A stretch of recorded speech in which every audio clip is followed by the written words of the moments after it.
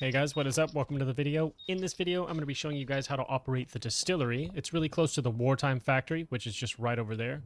And it's close to this cortex area too that you can't really go into as a parole, obviously. So we're just going to head right in and I'm going to show you guys how to do this. So here it is here. You just turn left and you are in the distillery. And now this is where you'll obviously make the alcohol using the machinery and whatnot. But to actually get what you need to make the alcohol, your journey has to begin in the greenhouse. So I'm going to show you guys how to get to the greenhouse from the distillery right now. Thankfully, it's not too far away, otherwise that would be a complete pain in the butt to go back and forth all the time. And thankfully, you don't have to go back and forth too much. Go past the infirmary. And it's on in this area, the greenhouses. Now you're going to want to go to the greenhouse that's in the very far back right. Alright, and now we can enter in here, and you can see there's 4 different spots where you can plant these grapes. What you're going to want to do is just feed it. And you can see the blood pact has been made. I must feed it or else. Now, if you don't pay attention to this plant and feed it whenever it screeches at you, it will damage you.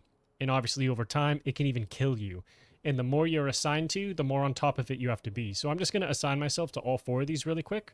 And then I'll kind of show you guys how long these take to grow. They take roughly 3 minutes to grow as far as I know. So we'll just do like a little time lapse and then we'll begin back onto the guide once it's finished growing. And if you hear it screech, you want to make sure you feed it. Yeah, be careful. The guy who planted these grapes is a freaking nut who will let them die. And if you grow them and then take them, he'll freaking burn you alive.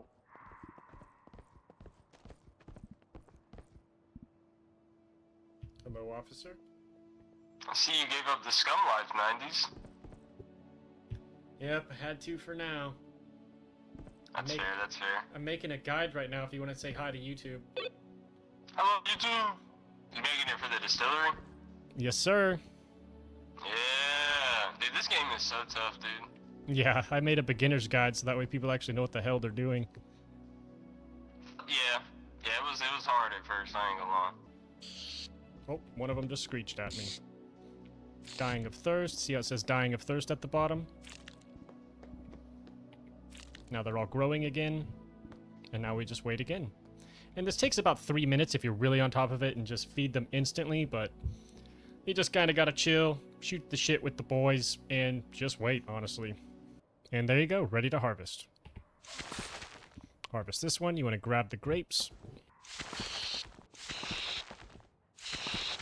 Alright guys, now that you have your grapes and we've made it back to the distillery, I'm going to show you guys what to do. One of the first things you're going to want to do is just make sure that the generators have fuel. That's mostly a liquidator's job, but it's also something you can do if you need to. And luckily we still have some fuel going on. Now imagine it didn't have fuel, you would have to find a jerry can, which I believe is something you can find through like rummaging through trash cans, or you might have to barter and trade and maybe even buy it off somebody. But if you did have a jerry can, and this thing was full, you can see where it says 6 gallons ready. You would just hold the jerry can underneath this little faucet here, fill it up, and then take it over to the generator, and that should fuel it up. Oh, look, a jerry can right here. So I'd pick up the jerry can. Let me demonstrate it right now. I'd pull it on over to this. It would fill it up.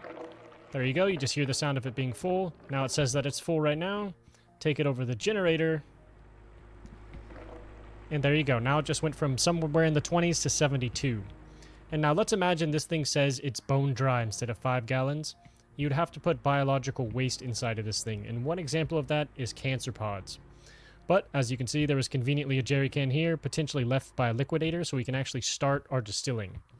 So now you're obviously going to need your grapes. And what you're going to want to be careful of with one of these things is that you don't get the temperature above 150.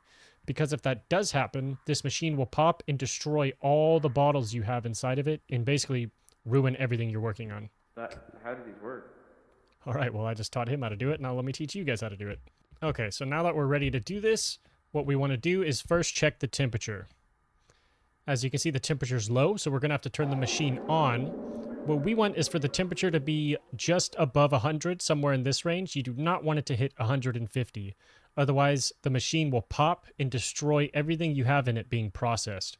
So we're going to first turn it on till it's above 100. And just keep checking the temperature until it's above 100.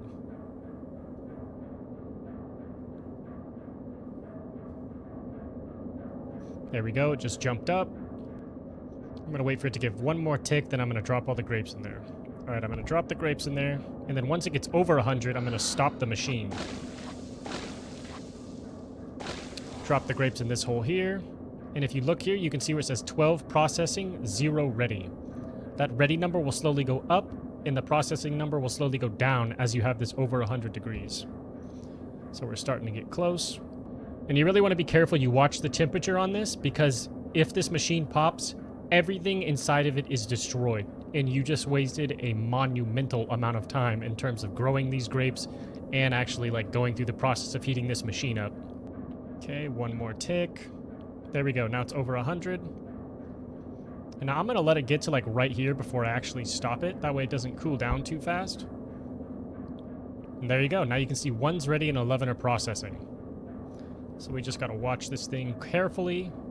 And once this thing gets hot enough, it's good to turn it off because you're burning fuel this entire time. So just be mindful of that too. I'm going to let it get one more tick, then I'm going to turn it off. There's the tick. Let's turn it off for a little bit. And now we can wait, and they should still process as the temperature is over 100. And whenever you see that they're ready, if you want, you can actually get the bottles out of them now. So you just click bottle, and there's your first one. You can keep it, drink it, or just grab it like everything else, but I'm just going to keep for now because you can actually turn the bottles in and get andesites and cash for it. Or you can potentially like sell them. You know, you can really do whatever you want with them. But if you drink them, they actually give you a pretty cool effect that I'll show you a little later after I'm done processing all of these. Now let me show you what drinking these actually do. If you drink them, they give you a speed boost. So I drink it. As you can see, the lungs icon will pop up, and now I have unlimited stamina for a temporary amount of time. But now you have to be careful, because if you drink these, you can become addicted. And as I'm sure you already know, getting rid of addiction can be hard sometimes. And that doesn't only happen in reality too, it's also in this game. So, but if you don't want to drink them or sell them or do whatever you want with them with other people, you can always turn them in for andesites and money. So you can see here it's asking for Crimson King, and you just drop the Crimson King in there. And there you go, 1 andesite awarded. And now if the pay cycle comes, you'll also get your money.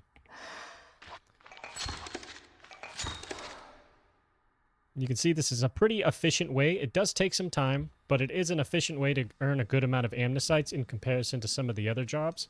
But yeah, I hope this guide was useful and helpful. If it was, I would appreciate a like. And yeah, thanks for watching, guys. Peace. Now I'm going to go party with the boys.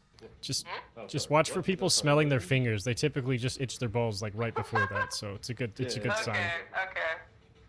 Like search. Nope. Okay, you guys are good. Have a good day. You too. Don't forget, check the Balchinian. Yeah. I won't forget. Oh. We just did a good